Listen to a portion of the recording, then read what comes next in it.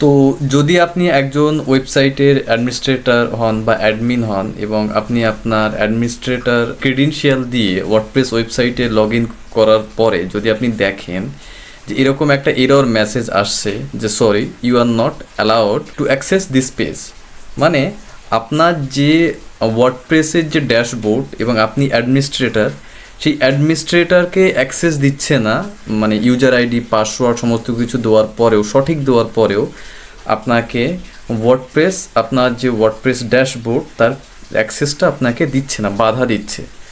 তো এটা কেন হয় বা এই প্রবলেমটা কিভাবে আমরা সলিউশন করতে পারি? অ্যাকচুয়ালি যখন এরকম ধরনের কোনো প্রবলেম আপনাকে আসবে, আপনি সঠিক ইউজার আইডি দিচ্ছেন, সঠিক পাসওয়ার্ড দিচ্ছেন, বাট ওয়ার্ডপ্রেস লগ ইন করতে আপনাকে কোথাও বাধা দিচ্ছে লগ ইন করার জন্য, এবং আপনি একমাত্র অ্যাডমিন আপনার ওয়েবসাইটের। তো এরকম ধরনের যদি কোনো সমস্যায় আপনি পড়েন তো অবশ্যই ভিডিওটা সেভ করে রাখুন, এটা আপনার অনেক ঘন্টা সময় বাঁচাবে।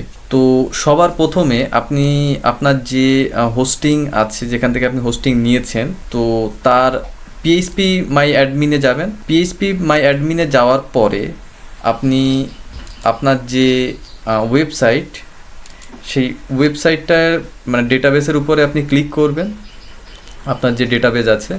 তো ডেটাবেসে ক্লিক করার পরে এরকমভাবে স্ক্রল করে নিচের দিকে এসে দেখবেন WPLT ইউজার এরকম আছে, বা WP ইউজার্স এরকম আপনি দেখতে পাবেন। আমার ক্ষেত্রে WPLT আন্ডারস্কোর ইউজার্স দেওয়া আছে।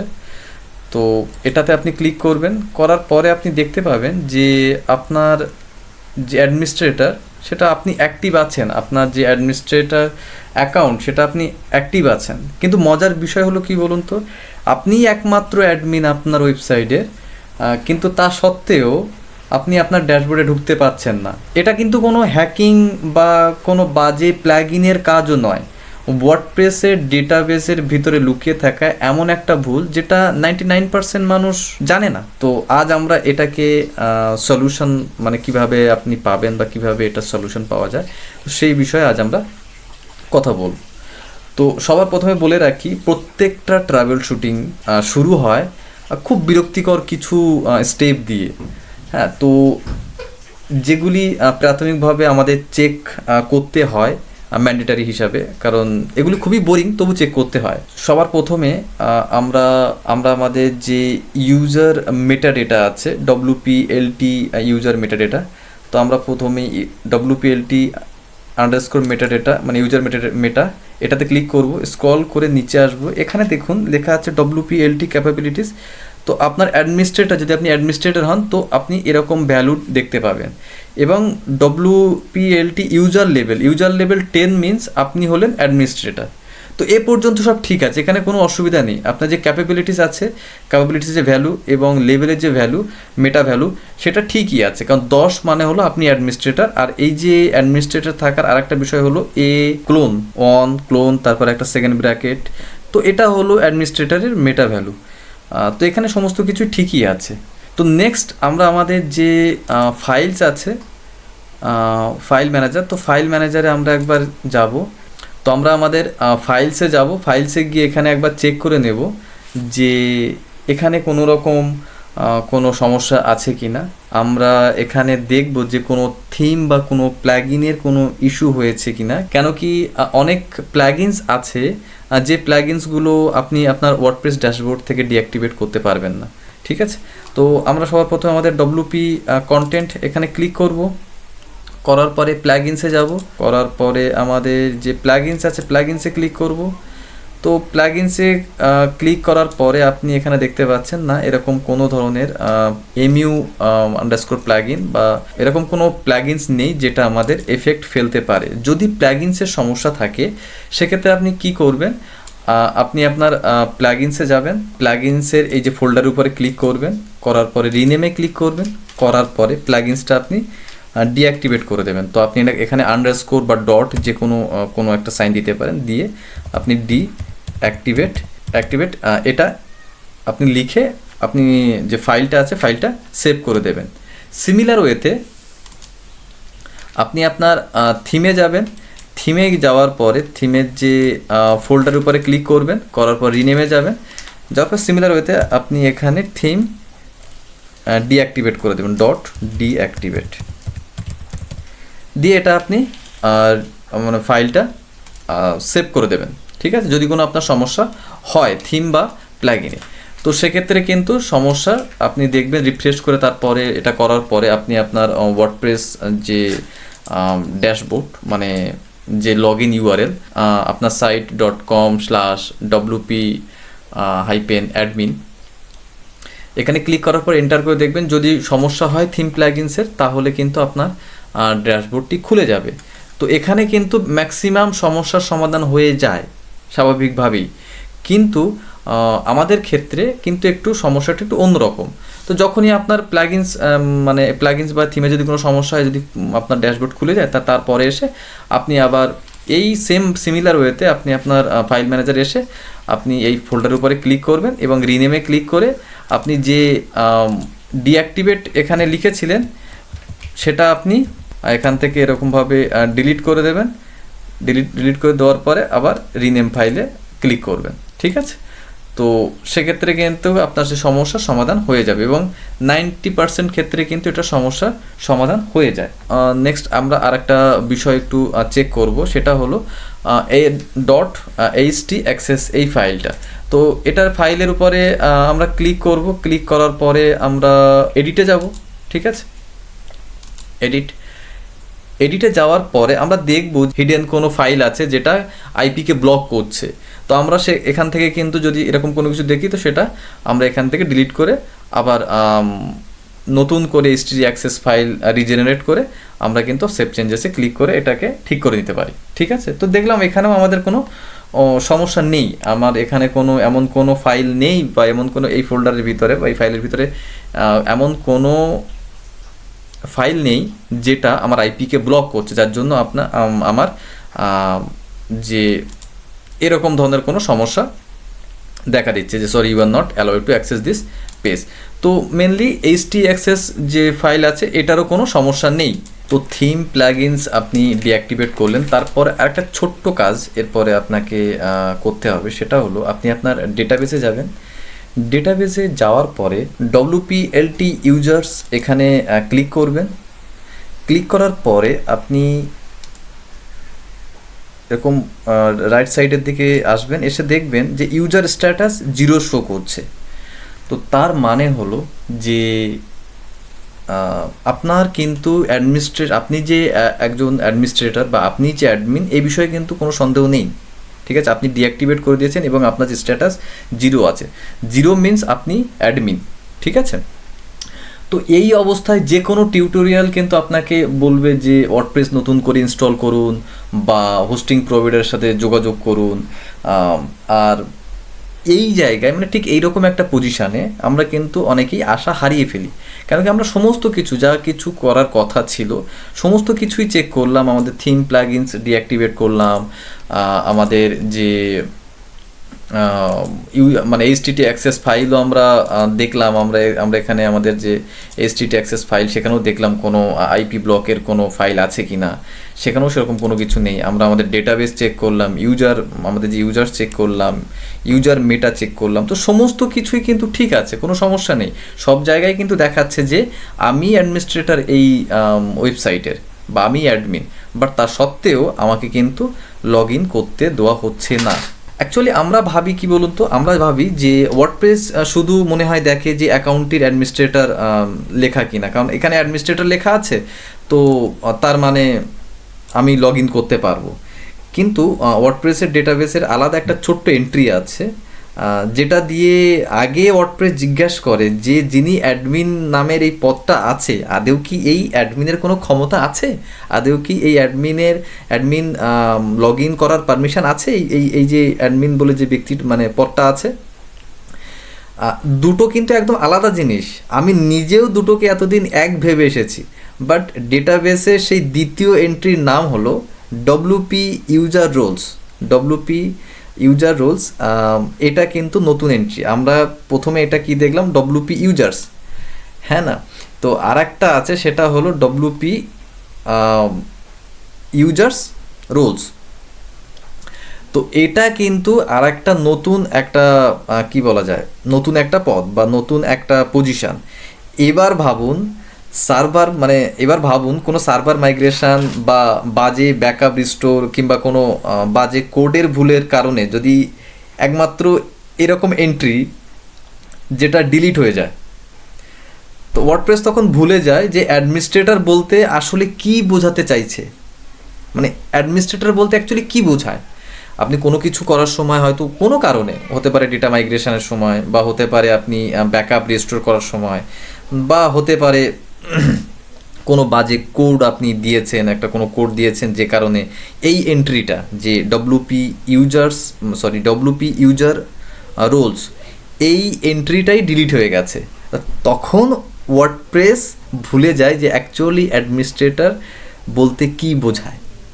ঠিক আছে, আর এই ভয়ে সবাইকেই কিন্তু ও ব্লক করে দেয়। ও অ্যাডমিনিস্ট্রেটর হলেও ব্লক করে দেবে, ও মনে করুন সাবস্ক্রাইবার হলেও ব্লক করে দেবে, ও মনে করুন এডিটার হলেও ব্লক করে দেবে। ও মানে কাউকে এন্ট্রি দেবে না, ও ভাববে যে অ্যাকচুয়ালি কে মালিক, ইভেন যে অ্যাডমিন তাকেও ও ব্লক করে দেয়। ঠিক আছে, তো আমরা ছোট্ট এই বিষয়টা একটু চেক করে নেব যে কিভাবে চেক করতে হয় ডব্লুপি ইউজার রোলস, এই যে এন্ট্রিটা, এটা কিভাবে চেক করতে হয়।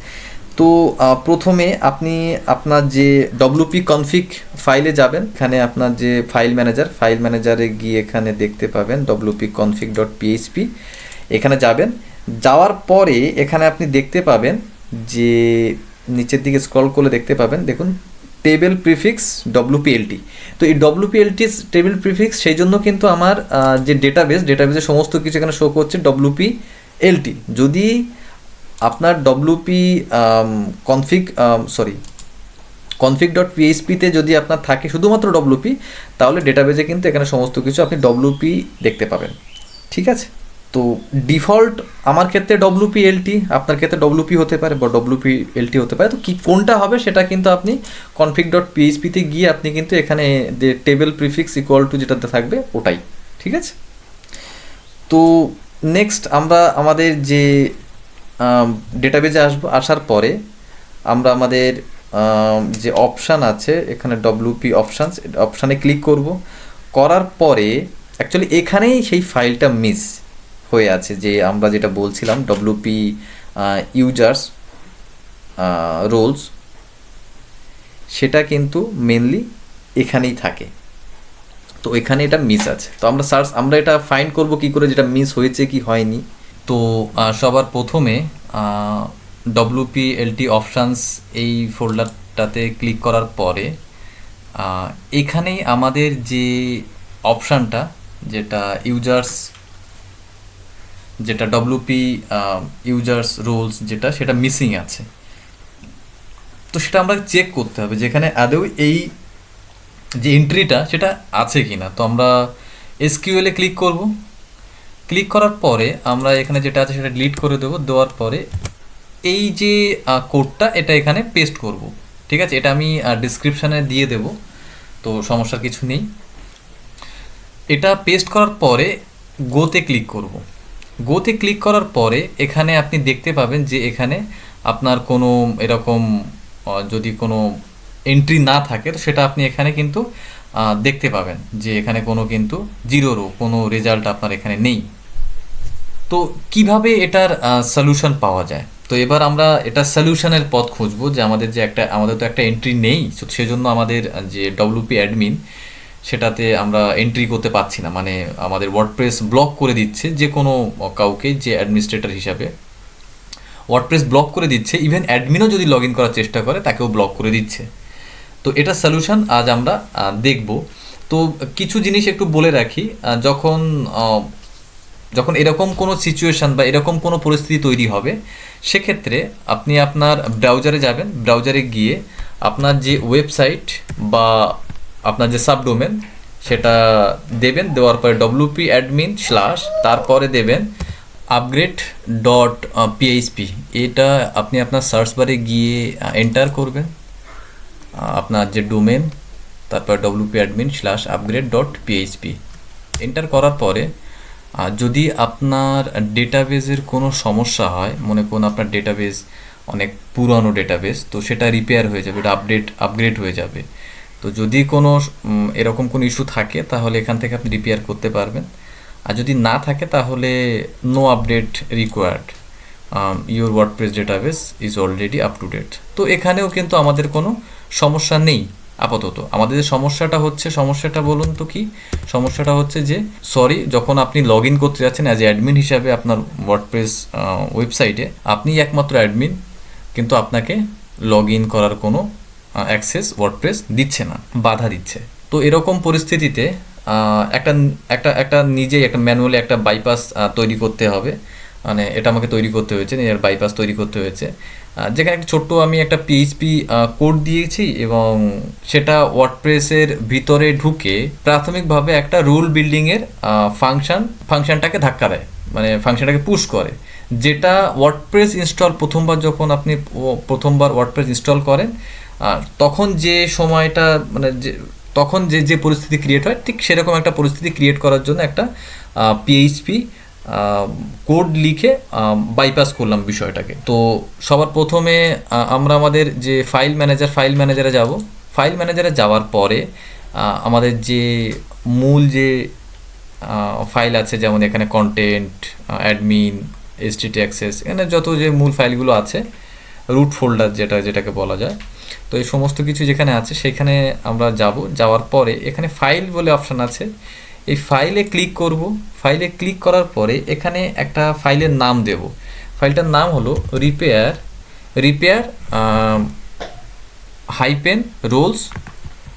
-roles.php। তো এরকমভাবে আমরা একটা ফোল্ডার এখানে ক্রিয়েট করব। তারপরে আমাদের যে রিপেয়ার ডট এখানে কোথায় আছে, এখানে এই দেখুন repair-roles.php। তো আমরা এটাতে রাইট ক্লিক করব, ফাইলটার উপরে রাইট ক্লিক করার পরে এডিট অপশানে যাব এবং এডিটে ক্লিক করব। তো ফাইলটা পুরো খালি আছে। তো এখানে আমরা একটা পিএইচপি যে কোড যেটা দিয়ে বাইপাস করব বিষয়টা, তো সেটা আমরা এখানে পেস্ট করব। তো আমরা এখানে এই কোডটা পেস্ট করে দেব। এই কোডটা আমি তোমাদেরকে দিয়ে দেব ডেসক্রিপশানে, তো সমস্যা নেই। দেওয়ার পরে আমরা এখানে সেভ চেঞ্জেসে ক্লিক করব। ঠিক আছে, আমরা সেভ চেঞ্জেসে ক্লিক করবো, এটা সাকসেস সেভ হয়ে গেছে বিষয়টা। তো যখনই আপনি ফাইলটা এখানে ক্রিয়েট করলেন ইমিডিয়েট, তারপরেই কিন্তু আপনি এই যে আপনার যে ব্রাউজারে যাবেন, ব্রাউজারে যাওয়ার পরে আপনার যে ডোমেন বা সাবডোমেন যেটা আপনি ক্রিয়েট করতে চাইছেন, মানে যেটা আপনি অ্যাক্সেস পাচ্ছেন না, মানে খুলতে আপনি ইউজার আইডি পাসওয়ার্ড দিচ্ছেন, তো দেওয়ার পরেও আপনি আপনার অ্যাক্সেস পাচ্ছেন না আপনার ওয়ার্ডপ্রেসের ড্যাশবোর্ডে যাওয়ার জন্য, ওয়ার্ডপ্রেস বাধা দিচ্ছে। তো সেই যে ওয়েবসাইট বা সাবডোমেন যেটাই আপনার আছে সেটা, তো আপনার যে লগ ইন যে পোর্টাল, মানে লগ ইন যে ইউআরএল, সেই লগ ইন ইউআরএলে গিয়ে এন্টার করবেন। এন্টার করার পরে আপনি দেখতে পাবেন যে আপনার যে ওয়ার্ডপ্রেস ড্যাশবোর্ড সেটা কিন্তু খুলে গেছে। তো আপনাদের সমস্যা যেটা আগে ছিল যে sorry you are not allowed to access this page, সেই সমস্যাটা কিন্তু এখন আর নেই। এটা হলো ফুল প্রসেস। বাট আরেকটা বিষয় যেটা খুবই ইম্পর্টেন্ট, যখনই এটা আপনি সার্চ করবেন ইমিডিয়েটলি তারপরেই গিয়ে কিন্তু আপনার যে ফাইল ম্যানেজারে যাবেন, ইমিডিয়েটলি আপনি আপনার ফাইল ম্যানেজারে যাবেন, যাওয়ার পরে আপনি যে ফোল্ডারটা মানে ফাইলটা ক্রিয়েট করেছিলেন এটা কিন্তু ইমিডিয়েটলি এটা ডিলিট করে দেবেন। কেন বলছি এটা ডিলিট করে দেবেন? এটা যদি আপনি ডিলিট না করেন তাহলে কিন্তু এটা হ্যাকারদের কাছে একটা সোনার খনি হিসাবে পরিচিত হবে, মানে সোনার খনি হিসেবে তারা পাবে। কারণ যারা হ্যাকার আছে তারা কিন্তু এই যে সোর্সটা দিয়েই কিন্তু আপনার সাইটটাকে হ্যাক করে নেবে। ঠিক আছে, এটা ক্রিয়েট করার পরে আপনি যেটা ডিলিট করে দেবেন, তো দেওয়ার পরে কিন্তু আপনার যে সমস্যা সেই সমস্যাটার কিন্তু সমাধান হয়ে যাবে। ঠিক আছে, তো এরকমভাবে কিন্তু আপনি আপনার যে সমস্যার সমাধান করতে পারেন। যদি আপনার ভিডিওটা ভালো লেগে থাকে তো অবশ্যই ভিডিওটা লাইক করবেন, আর যদি আপনি এরকম কোনো সমস্যায় পড়ে থাকেন তাহলে অবশ্যই কমেন্টে জানান যে আপনার বেলায় আপনার ক্ষেত্রে এক্স্যাক্টলি কী প্রবলেম হয়েছিল বা কতদূর পর্যন্ত গিয়ে আপনার সমস্যার সমাধান হয়েছে। ঠিক আছে, আজকের মতো এই পর্যন্তই, দেখা হবে নেক্সট ভিডিওতে।